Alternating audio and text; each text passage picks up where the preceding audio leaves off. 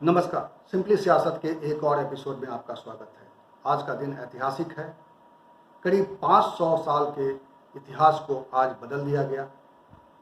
आज की तारीख इतिहास में दर्ज होने जा रही है और कई तारीखें हैं जो अयोध्या के इतिहास में दर्ज होंगी, जो देश के इतिहास में दर्ज होंगी, लेकिन आज की तारीख कुछ खास मायने रखती है। करीब 7 दशक की लंबी कानूनी लड़ाई और उसके बाद 3 दशकों के राजनीतिक संघर्ष के बाद अयोध्या में राम मंदिर की स्थापना के लिए आज भूमि पूजन किया गया। यह भूमि पूजन खास तरीके से हो, इस पर ध्यान रहे पूरे देश का, इसकी ज़बरदस्त कोशिश की गई और इस कोशिश में पूरी तरह से कामयाबी भी मिली, क्योंकि आज पूरे देश का ध्यान इसी घटना पर था, इसकी भव्यता पर था। प्रधानमंत्री नरेंद्र मोदी ने इस कार्यक्रम में हिस्सा लिया। हनुमानगढ़ी में जाकर उनका मत्था टेका, रामलला के दरबार में पहुंचकर साष्टांग दंडवत किया और इस पूरे घटनाक्रम को लाइव प्रसारण के जरिए पूरा देश देख रहा था और पूरी दुनिया देख रही थी। सवाल है कि इस पूरे कार्यक्रम को इतनी अहमियत और इतना महत्व क्यों मिला। जाहिर है यह राजनीतिक रूप से भी एक अलग दिन था और राजनीतिक रूप से भी एक बड़े संदेश के साथ, एक बड़े संकेत के साथ ये दिन आया है। हम इस राजनीतिक संकेत को समझने की कोशिश करेंगे। इसकी सारी भव्यता और इसकी दिव्यता तो आपने टेलीविज़न पर देखा ही है। इसके जो राजनीतिक पहलू हैं इस घटना के, और आज के बाद राजनीति के बदलते हुए स्वरूप को हम किस रूप में देख सकते हैं, किस रूप में इसे आंकना चाहिए, इस पर बात करेंगे। लेकिन इस पर मैं बात करूं उससे पहले मैं आपसे अनुरोध करना चाहता हूं कि अगर आपने अभी तक हमारा ये चैनल सब्सक्राइब नहीं किया है तो प्लीज़ इसे सब्सक्राइब कर लीजिए और इसका बेल आइकॉन भी दबा दीजिए, ताकि जब भी कोई मैं नया वीडियो बनाऊं आपको इसकी जानकारी मिले। तो अब शुरुआत करते हैं आज के कार्यक्रम से। आज के कार्यक्रम को भव्य बनाने के लिए कहीं कोई कोर कसर नहीं छोड़ा गया। इस पूरे आयोजन का श्रेय श्री राम जन्मभूमि तीर्थ क्षेत्र ट्रस्ट को था और उसने प्रधानमंत्री को आमंत्रण देकर इस मौके को खास बना दिया था और इसको लेकर मीडिया में भी एक खास तरह का उत्साह आप देख रहे थे। और ये उत्साह इसलिए था कि एक लंबी कानूनी लड़ाई के बाद ये दिन आया है। आप इसे राजनीति के तौर पे भले इसको एक अलग नज़रिए से देखें, लेकिन अगर देखें कि भारत में जो हिंदू समुदाय है उसकी खुशी, उसके उत्सव और उसके उत्साह को देखते हुए इसकी अहमियत को समझा जा सकता है। और शायद इसी अहमियत को समझते हुए तमाम चैनलों ने, मुख्य धारा की मीडिया ने इसको महत्व दिया और इसकी हर पहलू इसको कवरेज दी। और अब हम बात करते हैं कि इस मौके पर प्रधानमंत्री ने पहुंचकर इसे खास बनाया, लेकिन इस कार्यक्रम के जरिए प्रधानमंत्री ने देश को और पूरी दुनिया को कह सकते हैं कि उन्होंने एक संदेश दिया है। वो संदेश क्या है और उसी से एक संकेत निकलता है कि आगे की राजनीति कैसे चलेगी। इस वक्त आप स्क्रीन पर देख पा रहे होंगे कि प्रधानमंत्री ने क्या कहा है, उसके शब्द मैं आपके सामने रख रहा हूँ। आज़ादी की लड़ाई में कई पीढ़ियों ने अपना सब कुछ समर्पित कर दिया। गुलामी के कालखंड में कोई ऐसा समय नहीं था जब आज़ादी के लिए आंदोलन न चला हो। देश का कोई ऐसा भूभाग नहीं था जहां आज़ादी के लिए बलिदान न दिया गया हो। 15 अगस्त का दिन उस अथाह तप का लाखों बलिदानों का प्रतीक है। ठीक उसी तरह राम मंदिर के लिए कई सदियों तक कई पीढ़ियों ने अखंड और अविरल एक निष्ठ प्रयास किया।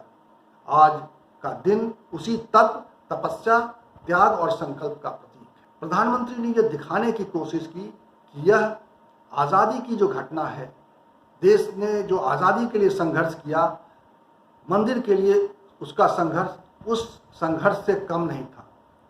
ये एक बड़ा राजनीतिक संकेत है।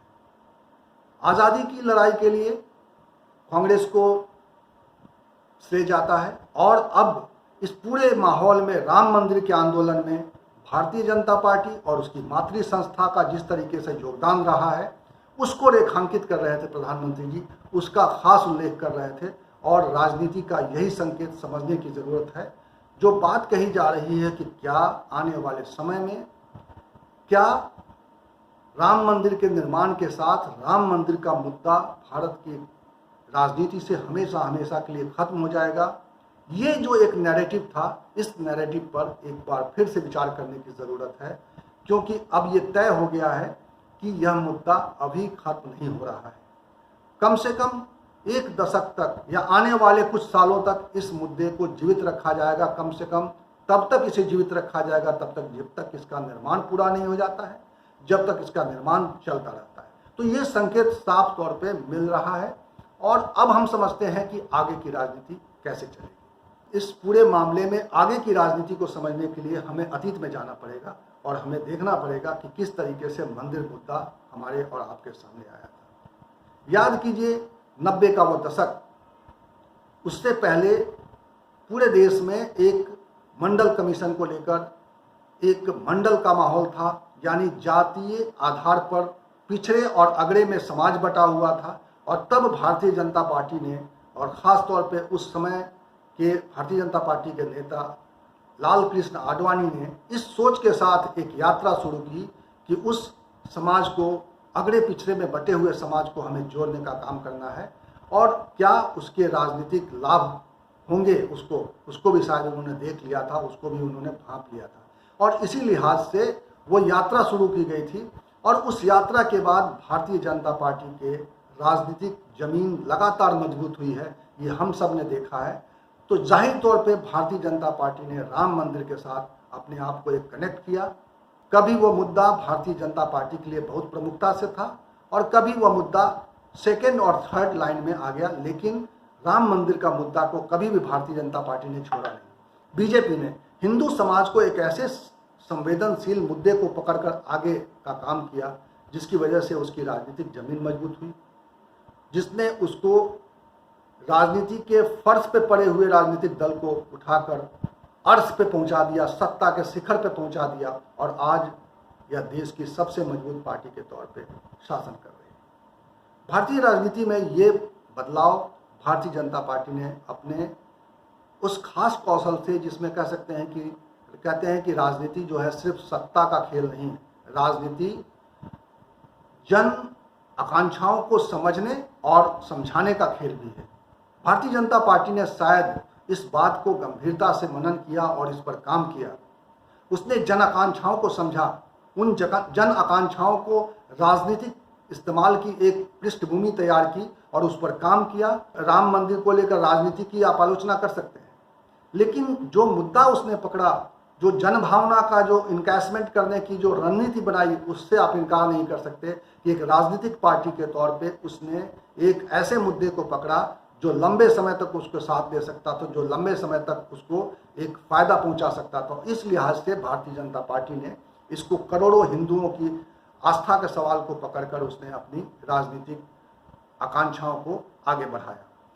आप समझ सकते हैं कि जिस देश में 80% जनता, 80% आबादी हिंदुओं की आबादी हो, उसमें किसी वक्त में मुसलमान बहुत बड़ा मुद्दा हुआ करता था, अल्पसंख्यक समुदाय एक राजनीतिक मुद्दा हुआ करता था और जो अल्पसंख्यक समुदाय को रिझा लेता था, आमतौर पे कांग्रेस ही ये काम करती रही है, तो जाहिर तौर पे कांग्रेस इसका लाभ उठाती रही। चुनाव में हमने लगातार देखा है, राजनीतिक विश्लेषक भी इसे साफ तौर पे मानते हैं कि कांग्रेस ने लंबे समय तक मुस्लिम तुष्टीकरण की नीति को लेकर काम किया और उसका राजनीतिक लाभ लेती रही। लेकिन भारतीय जनता पार्टी ने इस पूरे राजनीतिक नैरेटिव को बदलने की कोशिश की और उसमें कामयाब रहे।